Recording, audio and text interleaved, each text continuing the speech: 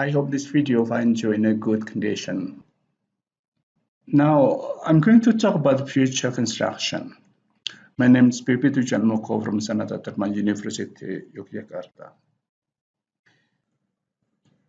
Well, now let's start. We have future construction, and a future construction is a construction which shows an action or state which a speaker or an object will do or be in the future. In English, we have several constructions for the future. The first is will, would, and shall. These are auxiliary verbs. And then we have be going to and a verb. And we have be stamping, this is the continuous form. And then we have be about to and a verb. And we have be to and a verb. And then we also have the last is present tense. So we can also use the present tense to show something in the future. Okay, let's start with the verbs, the will, would, and shall, on the use of auxiliary verb. The first is the auxiliary verb will and would is used to show intention, willingness, futurity, and politeness. This is for would. We have intention like in I will buy a smartwatch for your birthday. So this is my intention to buy you a smartwatch. And then John will submit his thesis next month. This is his intention. This is something which will happen in the future, but John has the intention to submit his thesis next month. Probably he finishes or probably he does not finish, but his intention is to submit his thesis next month. The students will go to Bromo in the semester break, so they have the intention to go to Bromo in the semester break.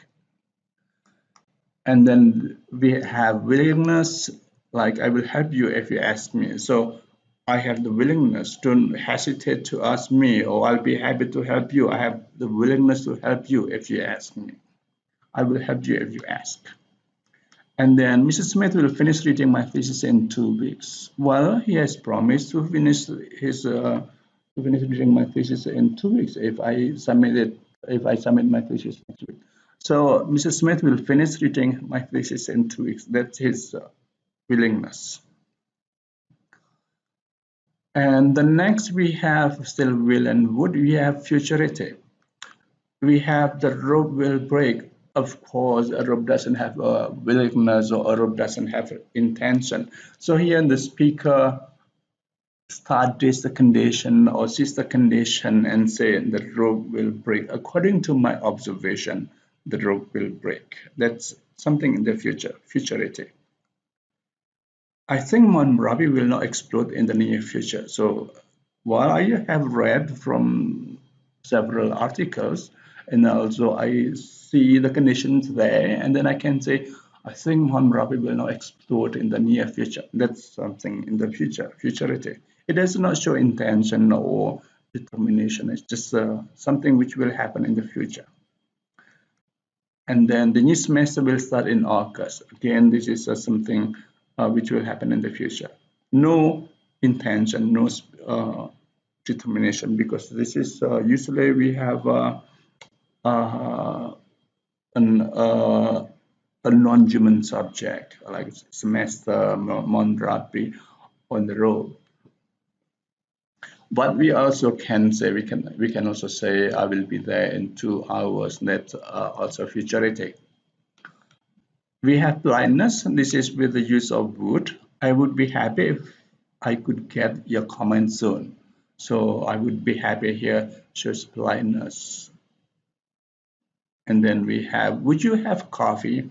This is blindness, an offer. Would you have coffee?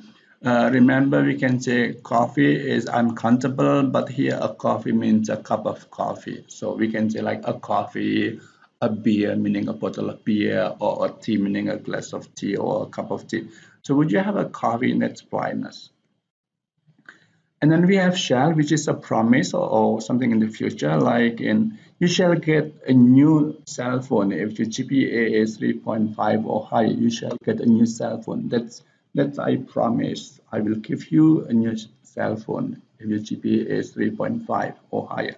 This is a promise by the first person. And then shall we start the meeting now? This is usually you ask somebody to, if we are going to do something, then shall we start the meeting now? This is in the future. Well, we also have should, which we often people think that that's well, people say that that's also in the future, but that's more obligation rather than futurity. So I do not include it here because that's more obligation. Although that's also a future obligation, but that's a obligation. Okay, you can, if you want to use that also future, and that's okay, but it's well with should it can be an obligation, and now you should read this carefully. This is now, although well future is very instant. I mean the difference between now and future sometimes is very short. You should in this text, that's okay. Direct in the future, directly in the future. You shall read the you should read the text. But here, sorry, I didn't include the should because I thought it was more obligation rather than futurity. Now we have be going to with a verb. It's a construction used to show intention again, determination, or a near future happening. We have like intention and we are going to go to the movie. This is our intention to go to the movie. We are going to go to the movie. And Mrs. Smith is going to sell the house. Well, they have the intention to sell the house. If you're interested, you can contact him. Mrs. Smith is going to sell the house. And then you have a determination. You are determined. You have a strong power inside you to do something. That's a determination. We have, I'm going to fight for my dignity. I have the right to be respected, so I'll do my best to get my dignity, to make people respect me.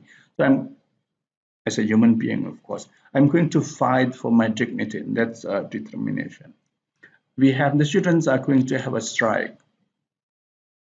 They have the determination, they're doing their best, they prepare well to have their strike. Well, that's different from the students will have a strike. This is only a piece of information that they will have a strike tomorrow or day after tomorrow, something which will happen in the future. But with the use of going to here, it shows a determination. They have the determination to have a strike, to perform the strike. And then we have still be going to, we have a near future, like it's going to rain. So it's going to rain. This is something we, oh, the sky is cloudy and it's very dark. And so we can say it's going to rain soon. We have, they are going to get married soon. Well, they have got some preparation. So they're going to get married. That's a near future. And then President Jokowi is going to announce a new cabinet soon. So this is a near future, something which will happen in the near future. The next we have stem plus ing. This is the continuous form. The ing form is used to show an action or state which is part of a program. For example, I'm visiting Pematang Siantar next month. So this is the program which the government assigned me to go to Pematang Siantar next month to a college over there. I'm visiting Pematang Siantar next month. That's visiting here is a present continuous tense. It's continuous tense when it shows a part of a program. And then we are getting married soon. You are getting married soon. This is not a plan, but this is something which is this is part of the program that I'm before I go abroad for my study and the doctoral degree. Then we are getting married soon. And then we have the university is applying the new student recruiting system. Applying. This is in the future. It's a part of the program. Next semester, it's applying the new student recruiting system. We are reviewing our curriculum this year. This is also a program that we review. We are reviewing our curriculum this year. Please note here you have the single consonant like visiting, recruiting, and heading. Visiting here is the stress is on V, so visiting. recruiting. Here is a stress on the second syllable, but because you have two vowels here, crut, U and I here, then you don't double the consonant. Heading is one, you also have two vowels here, two vowel letter here, E and A, heading, E, A, head. So you don't double the. But you need to double if you have beginning. The stress is on begin, gain. So you double the ing form, beginning, you double the end. Expel is a, you have expel, the stress is on pal, and to expel. In the to expel is with a single L, but with the ing form we double the ing form, the L letter, expelling. Getting is also double because it's the consonant structure is consonant, vowel, and consonant. Planning is the same thing. You have a consonant L, the consonant letter A, and a consonant N. So this is the doubling system in English. Whether we need to double the consonants or not before we add the ing form. And then we have the be about to. And the construction be about to is used to show an action which will happen soon. So it's most certain it's going to happen soon. For example, the show is about to start. So please don't make a noise. The show is about to start. And the mayor is about to come. So don't make a noise. Please come into the room because the mayor is about to come. It's on the way. Probably it's downstairs, and the meeting is in the fourth floor, and he is probably in the first floor or in front of the building. So the mayor is about to come. And the test is about to start. So please get ready. If you want to go to the restroom, go to the restroom first, because after the test, you are not allowed to go to anywhere. Just stay in class and do the test. The test is about to start. And then we have B2. This one is the construction. B2 is used to show an obligation which a person has. The test is to be submitted by 2. So this is an obligation to be submitted by 2. Then you are to return the books in 2 days. This is also an obligation. You are to return the books in 2 days. You have the obligation to return the books in 2 days.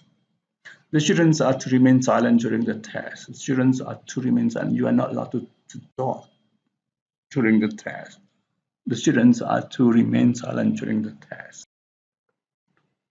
Well, and then the last is the present tense. The present tense is used to show an action which will certainly happen in the future.